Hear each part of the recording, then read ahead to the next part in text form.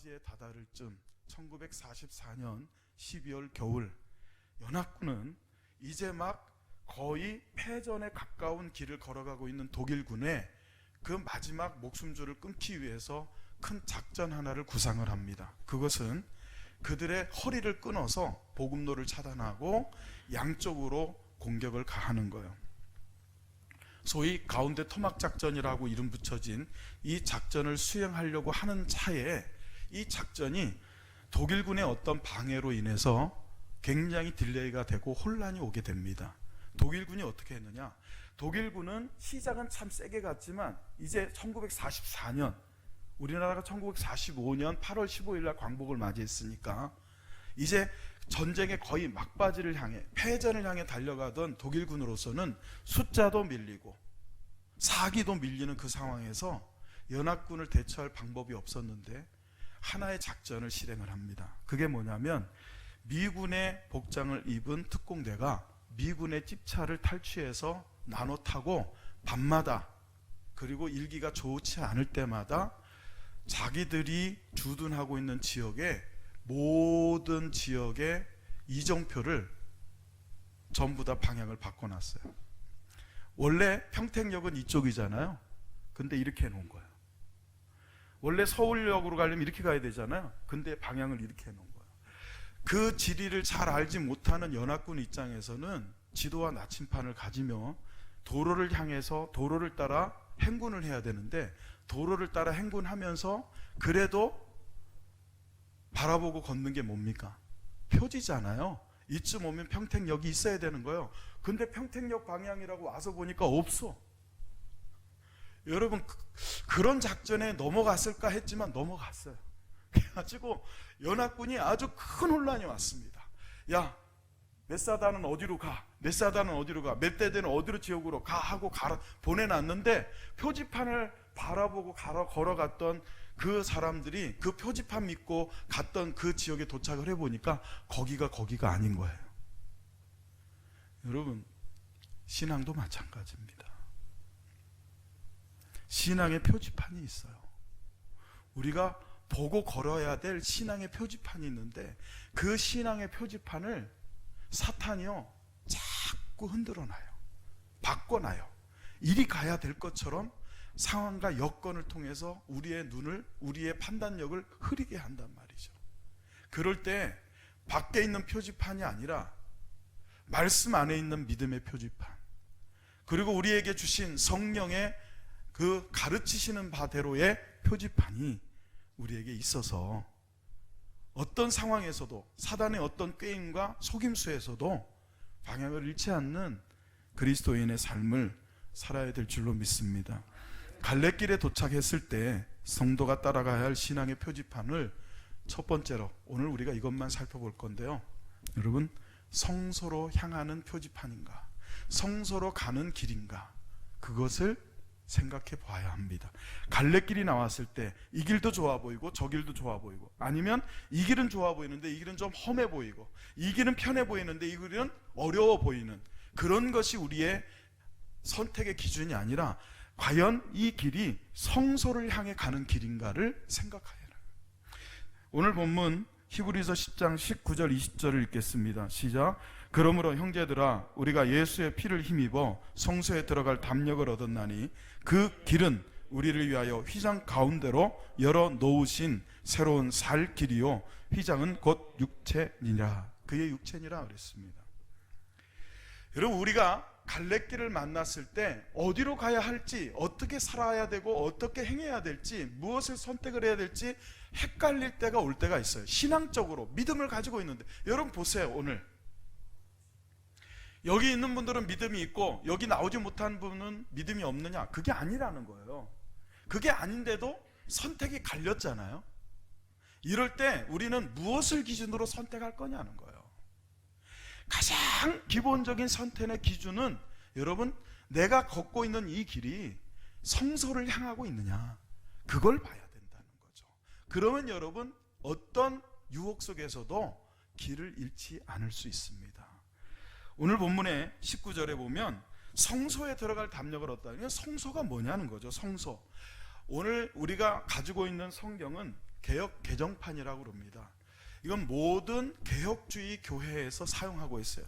처치라고 하는 단어를 쓰고 있는 모든 교회는 여러분이 지금 쓰고 있는 개정판을 갖고 있습니다. 근데 개정판이 어떨 때는 번역을 좀 잘한 것도 있고요, 어떤 건 조금 약할 때가 있어요. 오늘 본문과 같은 게 좀 약해요. 그래서 공동 번역과 영어 번역 성경을 살펴보면 공동 번역은 이렇게 돼 있어요. 그러므로 형제 여러분, 예수께서 피를 흘리심으로써 우리는 마음 놓고 지성소에 들어가게 되었습니다 라고 표현이 되어 있습니다. 지성소라는 것은 성소에서도 가장 은밀하고 가장 구별되고 가장 깨끗하고 가장 거룩한 곳이에요. 그래서 NIV 성경에서는 이 지성소, 성소를 어떻게 표현했느냐, The most holy palace 그랬어요. 가장 거룩한 곳이라는 거예요. 거룩이라는 단어, 이 카라트라고 하는 이 단어는요, 히브리어도 그렇고 헬라어도 그렇고 구별하다라는 의미를 갖고 있습니다. 세상과 구별해 놓은 곳, 죄로부터 구별된 곳, 세속으로부터 구별됐는데 그 구별한 것이 너무 크게 구별되어 있는 거예요. 너무 완벽하게 구별되어 있는 거예요. 그 완벽하게 가장 거룩하게 구별된 그곳이 성막으로 따지면 지성소라는 거죠. 여러분, 코로나19도 매일매일 뉴스가 뜨기 때문에 여러분들도 보시고 아시겠지만 한 며칠 전까지만 해도 전남 쪽인가요? 청정지역이라고 그랬어요. 그죠? 근데 거기도 뚫렸죠. 청정지역이 뭐예요? 오염되지 않았다는 거예요. 그 바이러스로 오염되지 않은 지역을 청정지역이라고 그래요. 여러분, 쉽게 비유를 하자 그러면 지금 상황에서는 지성소가 영적으로 볼 때는 청정지역인 거예요. 죄의 오염으로부터 완벽하게 구별된 곳, 죄라는 것은 단어 자체도 없는 곳, 그곳이 지성소입니다. 우리가 어디로 가야 할지 헷갈릴 때, 내가 신앙의 발걸음을 어디로 내딛어야 될지 헷갈릴 때는 교회로 가서 예배를 드려야 되냐, 아니면 오늘은 가지 말아야 돼, 이게 아니고요, 여러분, 어디에서 예배를 드리느냐가 중요한 게 아니라 내가 지금 가지고 있는 믿음의 길이 그렇게 완벽하게 구별되어진 그 성소, 가장 거룩한 그곳으로 향하고 있느냐가 기준이 되어야 된다는 겁니다. 왜 그러면 성소로 향해 가야 될까요? 많은 의견이 있고 많은 말씀의 가르침이 있겠지만 특별히 히브리서 10장 19절에서 20절에서 가르치는 이유는 20절을 같이 읽어보세요. 시작. 그 길은 우리를 위하여 휘장 가운데로 열어놓으신 새로운 살 길이요, 휘장은 곧 그의 육체니라 그랬습니다. 이 길이요, 이전에 있던 길이 아니라 새로운 길이기 때문에 성소로 향하는 길을 걸어야 된대요. 그리고 여러분, 그 새로운 길이 단순히 새로운 길이 아니라 살 길이기 때문에 성소로 향하는 길이 새로운 길이래요. 근데 원래 성소로 향하던 길이 있었어요. 원래 성소를 향하여 다니던 길이 있었는데 그건 옛날 길이고, 예수님이, 하나님의 아들이신 예수님이 자기의 육체를 찢어서 마치 성소와 지성소를 가려놓았던, 이 구분해 놓았던 휘장을 찢으신 것처럼 자기의 육체를 찢어서 그 옛날 길이 아닌 새로운 길을 닦아 놓으셨다는 거죠. 그 새로운 길을 걸어가라. 여러분, 구약 시대에는요, 이 지성소로 들어가기 위해서는 1년에 한 번 대제사장만 짐승의 피를 의지해서 들어갈 수 있었습니다. 심지어는 그 대제사장도 다른 때에, 아무 때에 그곳으로 들어가려고 그러면은 죽임을 당했어요. 레위기 16장 2절입니다. 시작. 여호와께서 모세에게 이르시되 내 형 아론에게 이르라. 성소에 휘장한 법궤 위 속죄소 앞에 아무 때나 들어오지 말라. 그리하여 죽지 않도록 하라. 이는 내가 구름 가운데서 속죄소 위에 나타남이니라. 아멘.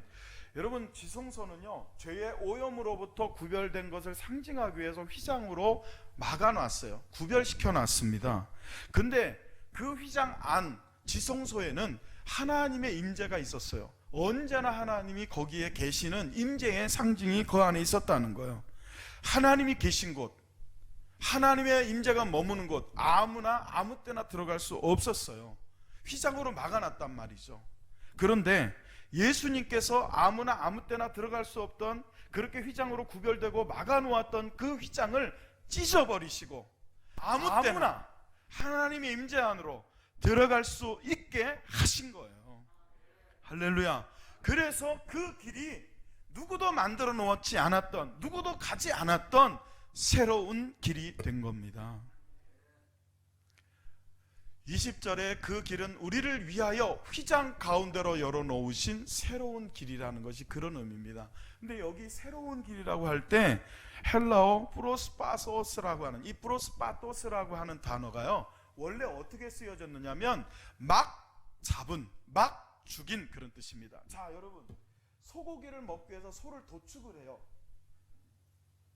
근데 비싼 것일수록 막 잡은 그 고기가 비싸게 팔려요.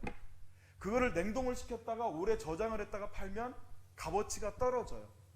프로스파토스가 무슨 뜻이냐면 도축할 동물을 막 잡아서 막 신선한 것, 막 잡은 것.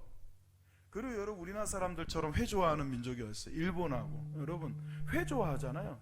근데 이 회가 싱싱한 것일수록 맛있고 좋다고 그러잖아요. 막 잡아, 눈앞에서. 그래, 외국인들이 우리나라에 들어와서 충격받는 것 중에 하나가 그거를 날거로 어떻게 먹냐 이거죠. 근데 우리가 날것으로 먹는 이유가 뭡니까? 눈앞에서 이거 잡아주세요, 이거 잡아주세요 하면은 횟집 사장님들이 바로 그 자리에서 그물로 떠가지고 보는 앞에서 머리 뚝 잘라내고 껍질 벗겨내고 사시미 딱 떠서 초장하고 딱 줘야, 야, 이건 괜찮은 거, 이렇게 생각하잖아요. 그럴 때, 그렇게 막 잡은 생선, 그럴 때 쓰던 단어가 프로스파토스예요. 근데 거기서 새로운이라는 의미가 확장이 된 겁니다. 여러분, 성경은 하나님의 영감과 계시로 된 줄로 믿습니다. 단어를 선택할 때도 아무거나 선택한 게 아니에요. 새롭다라는 의미를 가진 단어가 여러 가지가 있어요. 근데 특별히 예수 그리스도께서 십자가의 죽으심으로 지성소와 성소를 가려놓았던 그 휘장을 찢어 놓으신 그 이후에 생겨진 그 길을 표현을 할 때 프로스파토스라는 단어를 쓴 거는 예수님이 죽으셔서, 예수님이 십자가에 잡혀 죽으셔서 막 잡은 생선처럼 그렇게 죽으셔서 새롭게 열려진 길, 그것을 강조하고 싶은 거예요. 사랑하는 성도 여러분, 하나님의 아들 예수께서 죽으심과 동시에 복음서에도 분명히 얘기하잖아요. 예수님이 운명하셨을 때 성소의 휘장 위에서 아래로 찢어진 거예요. 그리고 길이 열렸어요. 프로스파토스, 주님이 죽으심으로 새로운 길을 열어놓으셨다는 거예요.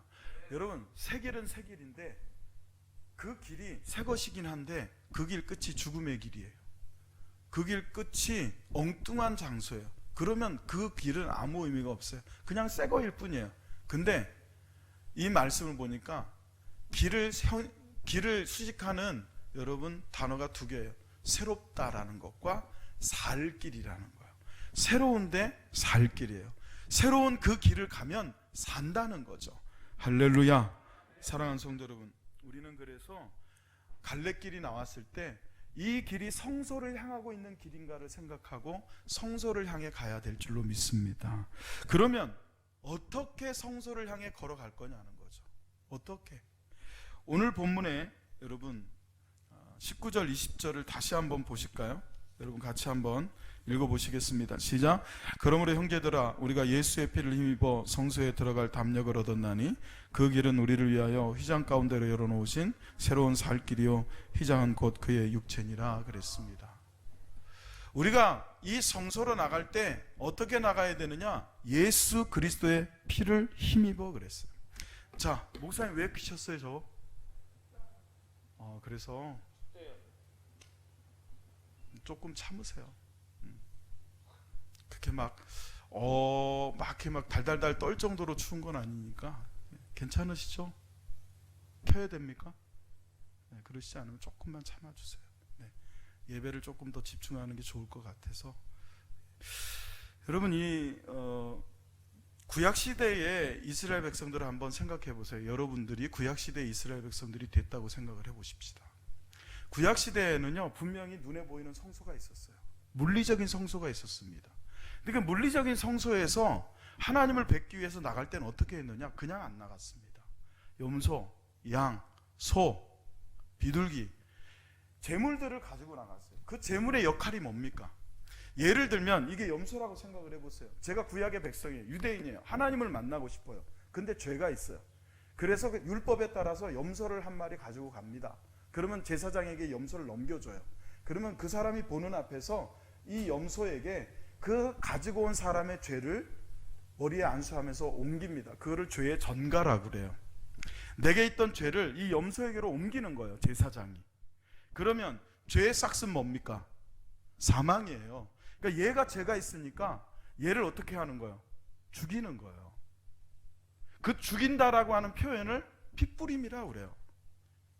그래서 내가 가지고 있는 죄가 이 염소, 제물에게 옮겨지고, 누구를 통해? 제사장을 통해서 옮겨진 그 죄를 인하여서 이 염소가 누구 대신 죽습니까? 나 대신 죽는 거예요. 그리고 죽어진 그 염소의 가죽을 벗기고 살을 발라서 전부를 번제단 위에다 올려놓고 태웁니다. 여러분, 그때 재물을 가지고 온 사람은 자기가 가지고 온 재물이 비명을 지르면서 살려고 발버둥을 치면서 죽어가는 모습을 봅니다. 죄의 무서움을 보는 거예요. 죄가 이렇게 무서운 거구나. 그리고 내 죄가 얘 때문에 씻겨졌구나 하는 믿음을 가지고 이제 그 염소가 죽은, 나 때문에 대신 죽은 그 염소의 피를 믿고 하나님께 나가는 거예요. 그럼 이제 나는 안 죽는다 이거예요.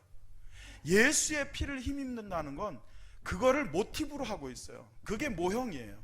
예수의 피가 우리를, 여러분, 죄에서 건지시는 능력의 피라고 믿고, 그 피를 믿는 믿음으로 이제 내가 예수님이 나 대신 죄를 지고 죽으신 것 때문에 이제 내가 하나님께 나아가도 하나님께 죽을 일은 없다. 하나님을 만날 수 있다. 그것이 예수의 피를 힘입는다는 것의 의미입니다. 그렇기 때문에 구약의 이스라엘 백성들 우리가 무시할 수 없는 게, 그 사람들은요 실제화된 그런 어떤 눈으로 보여지는 그런 신앙을 통해서 수천 년간 하나님과의 유대 관계가, 친밀한 관계가 성소를 중심으로 해서 쌓여져 온 거예요. 그런데 그런 배경이 없는 우리나라가 갑자기 예수를 믿으면 구원 얻는다고 그러니까 도대체 예수의 피를 힘입는다는 게 어떤 의미인지를 생생하게 이처럼 날것으로 그렇게 느끼기가 쉽지를 않아요. 그래서 여러분, 그렇기 때문에 우리는 시간만 있으면, 때만 되면 예수의 피를 힘입는다는 걸 생각해야 돼요.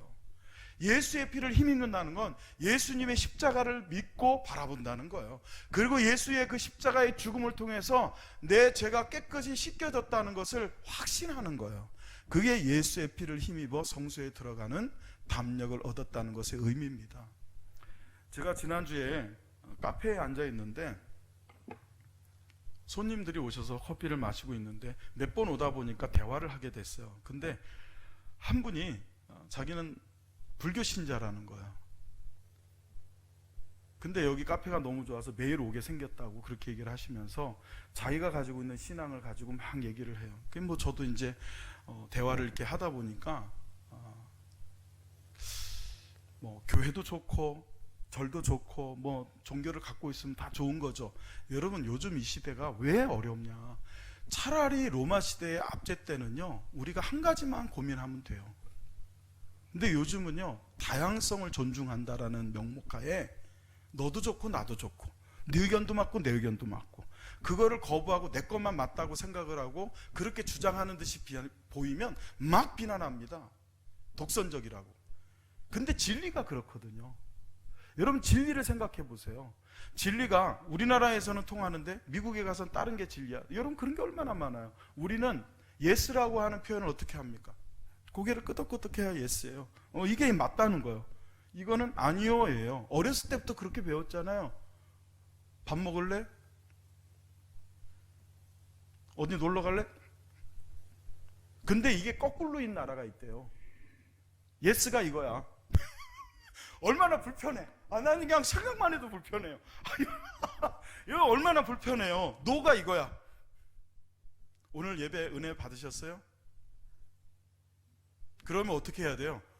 그 나라에서는 아니 그러면 아니라는 뜻이라니까. 우리 마 권사님 오늘 은혜 받으셨습니까? 그러니까 벌써 이러고 있잖아요. 그건 아니라는 뜻이니까. 그 나라에서는 거기서 은혜 받았다 하려고 그러면 어떻게 해야 되냐면 이래 얼마나 불편해. 여러분 그건 진리가 아닌 거예요. 여기서는 그게 그렇지만 그건 인간이 만든 법칙일 뿐이지 진리가 아니에요. 진리는요 다르면 안 돼요. 진리는 여러 가지면 안 돼요. 진리는 하나여야 되는 거예요. 과학자들이 그렇게 주장하는 수학을 보세요. 이 나라에서는 2 곱하기 2가 4야. 근데 미국에는 2 곱하기 2가 10이야. 그러면 얼마나 혼란스럽겠어요. 그래서 진리에 근접한 과학과 이론은 전부 다 하나인 거예요. 하나. 그래야 똑같이 문제를 풀어도 똑같이 계산이 나오는 거예요. 여기서 1m가 요만큼인데 미국에 가서 이만큼이 1m야. 그러면 여러분 건물 짓는 사람들 뭘 하고 하는 사람들이 전부 다 틀릴 거예요. 이해가 되시죠? 그건 독선이 아니에요. 그건 체계고 진리예요. 사랑하는 성도 여러분, 성소로 나아갈 때 예수의 피를 의지해서 힘입어서 나간다는 것은 그분이 나를 위해서 십자가의 고통을 받으시고 나 대신 죽으셨다는 것을 깊이 묵상하면서 믿고 바라보는 거예요. 생각하는 거예요. 저는요 그분에게 그렇게 얘기를 했어요. 저는 사실은 예수님을 만나기 전에는 우리 가정은 오히려 불교 쪽에 가까운, 저희 할머니가 전국을 떠돌던 비누군이처럼 그렇게 절간만 찾아다니면서 연구했던 분이다. 그랬던 제가 예수님을 믿고 목사까지 된 결정적인 계기를 하나를 꼽으라면 저는 딱 하나예요. 방법은, 과정은 제가 미션 스쿨을 다녔기 때문이지만 그게 아니고 제가 결정적으로 인격적으로 주님을 내 주님으로 이렇게 믿을 수 있었던 결정적 계기는 뭐였느냐면요, 제가 죄인이라는 게 느껴진 거예요. 제가 악하다라는 게 느껴진 거예요. 그리고 그거에 제가 죄인이라는 게 느껴지고 악하다라는 것을 느낀 이후에 그 죄에서 벗어나고 싶다는 소망이, 이 죄를 좀 벗고 싶다라는 갈증이, 여러분 한 달 동안 씻지 못하고 한 달 동안 이빨을, 이 양치를 못했을 때 그 답답한 갑갑한 그런 거, 그냥 시원하게 한번 때 좀 밀어봤으면 하는 그런 어떤 갈증처럼, 내 영혼에서, 내 마음에서, 내 삶에서 이 죄의 때를 좀 시원하게 좀 벗겨낼 수 있는 방법이 없을까? 근데 제 스스로는 아무리 노력해도 안 되더라고요. 오늘 뭘 잘못을 했어요. 죄를 지었어요. 마음으로 음흉한 생각을 하고 마음으로 악한 생각을 품었어요. 그래서 막 내가 이러면 안 되지 하고 후회를 했어. 근데 그 다음날 보면 똑같은 생각을 또 하고 있는 거예요. 이게 나로서는 안 되는 거야. 근데 다른 종교를 보니까 전부 다 네가 노력해야 되는 거야. 네가 고행을 하든지 뭘 해서든지 네 안에 있는 욕심도 비우고 네 안에 있는 악도 비워내야 된다는 거예요. 근데 저를 볼 때는 제 스스로 노력을 해가지고는 그거를 제 스스로 벗겨낼 재간이 없어요. 너무 악하게 느껴진 거예요. 그러고 있는데 말씀에서는 뭐라냐면 수고하고 무거운 짐진 자들아, 죄의 짐진 자들아, 다 내게로 오라. 내가 너희를 쉬게 하리라. 주님이 해주신다는 거예요. 너는 그걸 그냥 믿고 받아들이면 된다는 거예요. 인간의 힘으로는, 인간의 능력과 노력으로는 아무리 고행을 하고 아무리 수행을 하고 아무리 착하고 선해도 죄가 없이 살 수는 없는 그런 상황이기 때문에 너의 노력을 내려놓고 내가 너를 대신해서 짊어진 이 십자가를 바라보고 나에게 맡기라는 거예요. 내가 대신 져주겠다는 거예요. 내가 너를 대신해서 죽어주겠다는 거예요. 그리고 죽어주셨다는 거예요. 너는 이것을 믿느냐는 거죠. 그때 저는 주님께 항복할 수밖에 없었어요. 네, 주님, 제 죄를 주님께 맡기고 싶습니다. 제 죄를 주님이 담당하신 것을 믿고 싶습니다. 그러니까요, 그 뒤부터는 자유함이 오더라고요. 진리가 너희를 자유케 하리라. 그 말씀의 의미를 저는 거기서 알았어요.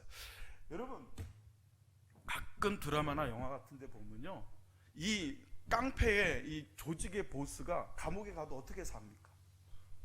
감옥에 가도 호텔처럼 사는 게 가끔 있잖아요. 그런, 진짜 그럴 리는 없지만 테이블도 있고 침대도 있고 심지어는 TV도 있고 뭐 핸드폰도 막 쓰면서 그냥 요리도 요리사 이렇게 해가지고 교도소에서 주시는 콩밥이 아니고 막 근사한 음식 먹으면서 교도소 안에서 이렇게 사는 모습, 그건 영화니까 가능한 얘기지만 그런 영화들 가끔 나오잖아요. 여러분 그거 부러워요? 감옥 안에서 좋은 몇백만 원짜리 침대에서 누워 자면 뭐 합니까? 감옥에서 한 끼에 한 10만 원짜리 음식 매일 먹으면 뭐 할 거예요? 감옥인데. 여러분, 이 지구는요 거대한 죄의 감옥이에요.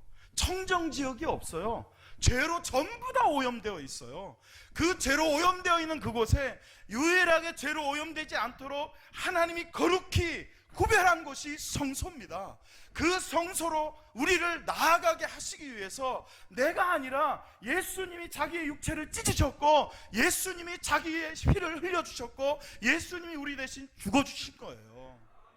그렇기 때문에 그걸 믿는 자들은 그렇게 열어놓으신 새로운 살 길을 향하여 나아가 그 끝에 그 죄의 청정지역, 그 죄에 오염되지 않은 하나님이 계신 그 성소에 들어가게 되는 길을, 여러분, 우리가 앞으로 상황이 더 악화가 되고 평택지역도 뭐 1000명, 2000명 넘어가고 말이죠, 한 집 건너 하나씩 확진자가 나와서 도저히 교회에서 예배를 드릴 수 없는 상황이 돼서 혹시라도 여러분이 집에서 제가 중계하는 영상을 보고 예배를 드리게 되든지, 아니면 그것도 못해가지고 가정예배면을 써서 드리고 공지를 올려가지고 그것을 다운받아서 가족끼리 예배를 드리라고 하든지, 그것과 상관없이 어디에서 어떤 형식으로 예배를 드리든지 그 예배 가운데 예수의 피를 힘입어 하나님이 죄의 오염으로부터 완벽하게 거룩히 구별해 놓으신 성소를 향하여 가는 그런 예배를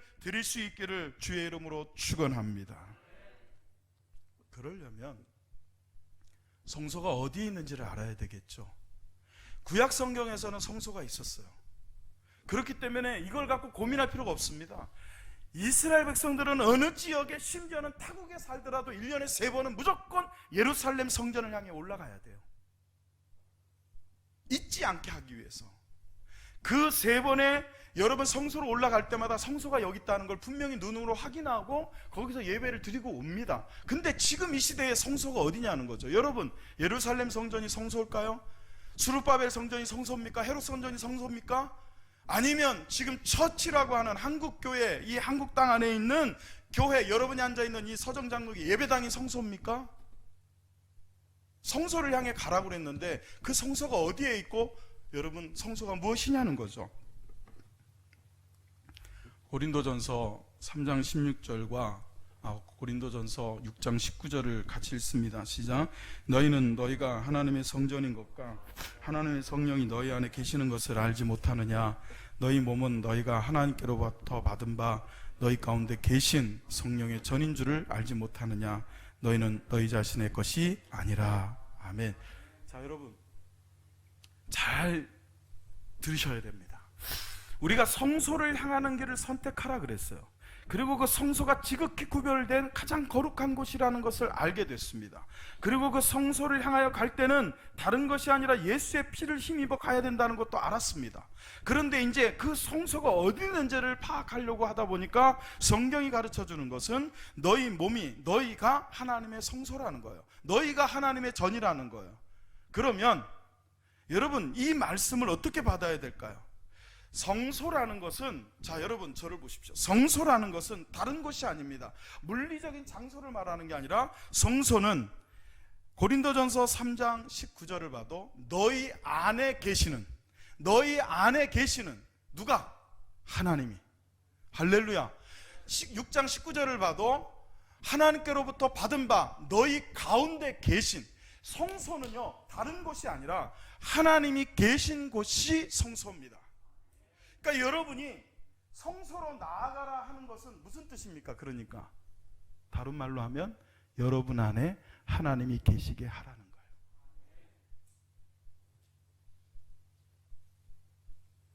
여러분 안에 하나님이 계시게 해라. 신앙적 갈등이 오고 어떻게 해야 될지 모르는 그런 선택에 여러분 고민이 찾아올 때, 여러분이 제일 먼저 생각해야 될 건 뭐냐면, 예배당에 모여서 예배를 드려야 되냐, 아니면 집에서 예배를 드려야 되냐, 이거 도대체 어떻게 해야 되냐 하고 혼란스러워 할 게 아니라, 어디에서 예배를 드리든 어떤 형태로 예배를 드리든 그 예배 가운데 하나님이 계시게 하라는 거예요. 그러면 거기가 성전이라는 거죠. 거기가 성소라는 겁니다. 아멘이죠.